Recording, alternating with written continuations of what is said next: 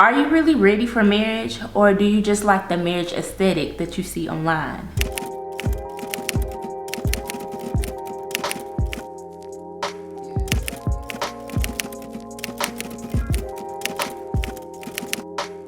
This is a question I should have asked myself before I got married. Now, I'm not having this conversation with you guys to try to scare off the girlies that want to be married and, you know, that's their dream to be a wife, because it's perks to being married, but is it always lovey-dovey? Is it always peaches and cream? No, it's not. And I have learned that in my short little 5 months of being a married woman. What you need to know is there are gonna be bad days. You're not gonna be in the honeymoon phase forever. You have to come back down to reality after that high of being married and just being in love. You have to come back down to reality. Sometimes it's just gonna be bad days. I know our honeymoon phase, it lasted for a good little bit. We've been together for a long time. So we were together for about 8-9 years prior to being married. It was something different after we got married. Like, we was just like, oh, I love you, I love you, I love you. That lasted about a good 3 months. It did. The arguments came rolling around, girl. And when they came, trust me, baby, they came. We found ourselves just arguing over just simple things, just the silliest and stupidest things. It's just like, dang, how could we be all lovey-dovey a few months ago and now we can't stand each other? But the root of those arguments came from communication, from a lack of communication. And that is something that I truly had to work on myself. I like to think of myself as an independent woman, and prior to being married, I did everything myself. I didn't have to wait on anybody to do something for me. If I didn't do it,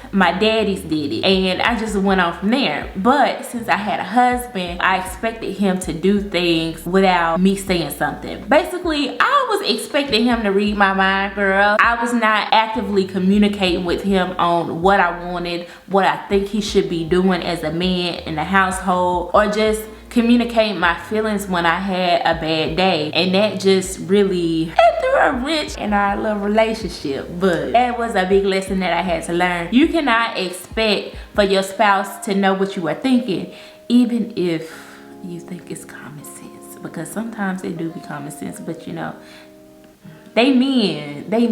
That's all I'm gonna say, they mean. Another lesson that I had to learn is I had to learn how to share. I had to learn how to share, y'all. Like I said, I view myself as an independent woman, and everything that I have, I worked hard for myself coming into this life with somebody else.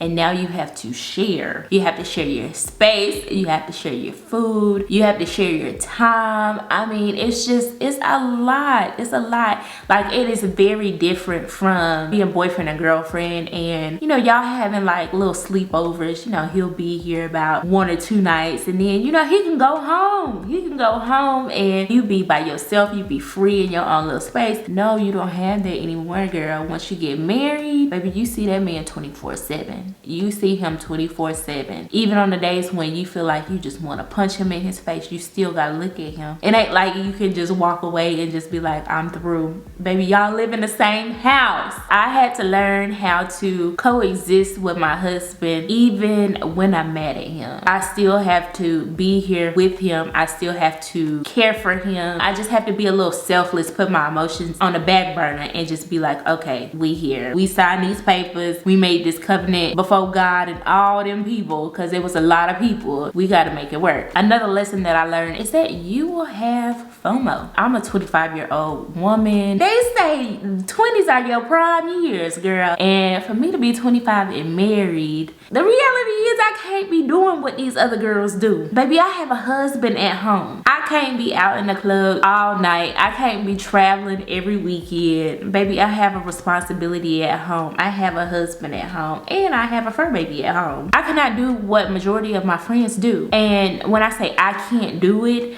it's not like he's telling me, no, you cannot go out and do this. No, he's not saying any of that. He actually loves for me to go out because I'm in the house by myself 24/7. But that's neither here nor there. I'm saying that I can't do it because I have a respect for my husband, and I have a respect for myself. When I signed them papers, I vowed to be a representation of him. Like that song says, you a reflection of me? Yeah, I'm a reflection of my husband. So for me to be out all late at night and he at home with my baby, No, that ain't gonna cut it. I'm sorry, sweetheart, I can't move like that anymore. That's just a personal respect thing in my eyes. I feel like once you are a married woman, things like that change. Your mindset changes. Like, no, I have different responsibilities than these other girls. They want to be out, they want to be shaking their butts, they want to be drinking all night.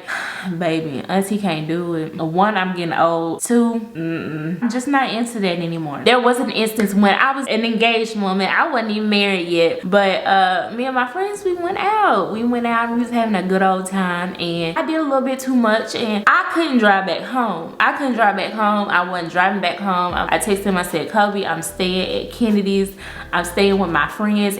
All of us are staying here. We just gonna sleep it off. 20 minutes later, Kobe called and was like, what's her apartment number? I was like, what? And that's something we laugh about to this day. They was like, Kobe was not playing. Kobe was coming to get you. That's something that me and my friends, we laugh about to this day. Kobe was not playing, but he really set the tone for our marriage that you're not gonna be out here like you single. I know those your friends and stuff like that, but you gonna come home.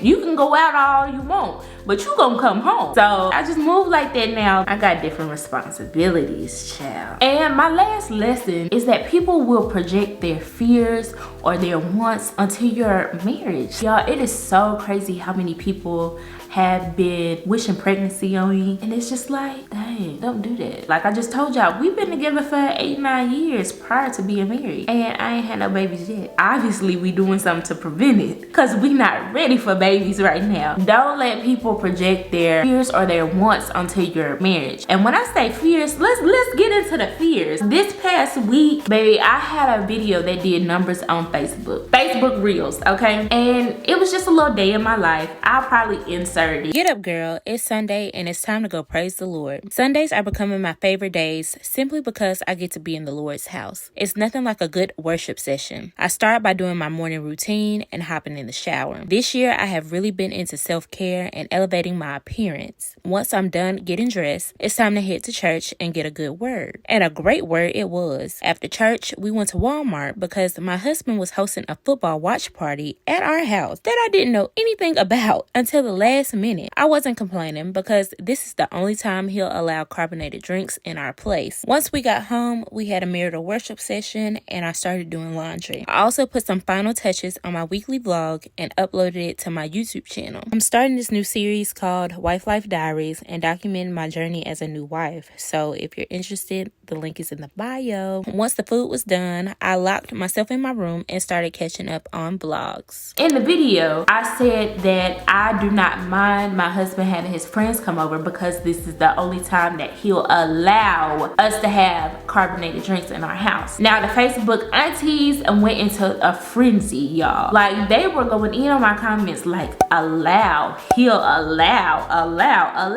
Girl, yes, I did say allow. I did say allow. Yes, I did, because at this time in our marriage, we have set goals on what we wanted to do, how we want to be in this year, 2024. We have set our health goals. We have talked about all of this stuff. Him not allowing us to have carbonated drinks in our home is a benefit for us. We want to be more healthier. We won't be able to be healthy if we have Sprites and Cokes and Dr. Pepper all in the house. So he said, no, we're not buying that. We only buy that for special occasions. And I respect him because he's helping me push towards my goals. He realizes that this is something that I really want. I really want a healthier lifestyle. So he said, no, like, we're not buying all of these snacks. It's certain things that he'll allow and he won't allow because he's very disciplined when it comes to health and fitness. So he's helping me. So yes, I did say he'll allow because he does not allow. He'll only allow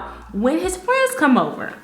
Honey, please. You cannot let negativity phase you because people are unhappy. Stuff like that can just be so irritating and so annoying, and you just have to tune everything out. Like, do what works for y'all and just go from there. If y'all know y'all not ready to have kids, don't let anybody influence you to move too fast because kids are expensive. It's plenty of people that I know that had kids prematurely. Like, they weren't ready for kids. They love their kids to death, but they're in positions situations that they truly don't really want to be in because they had a kid prematurely. But I will say those people are doing very well as single mothers, as single fathers. Like, they doing a dang on thing. Don't get me wrong, they may have had kids prematurely, but they take care of them kids. Don't let anybody try to make you regret following your husband or something like that if he's trying to lead you into the right direction. Let them be in a frenzy on their own and just go about your business, because at the end of the day, it's between you and your husband, you and your partner. That's all that matters. As long as y'all marriage is healthy, y'all have good communication and all of that, y'all will be good. All right, y'all, that was just my little spiel of the realities of being married in your 20s. From my perspective, it's not always peaches and cream, but we do have great times together. The bad does not outweigh the good. Sometimes we be in a rough patch, like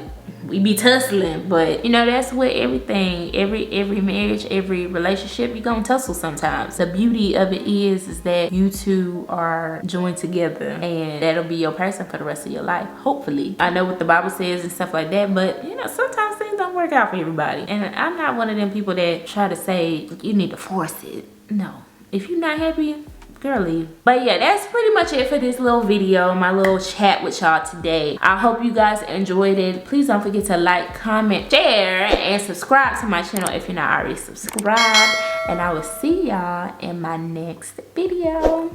Bye.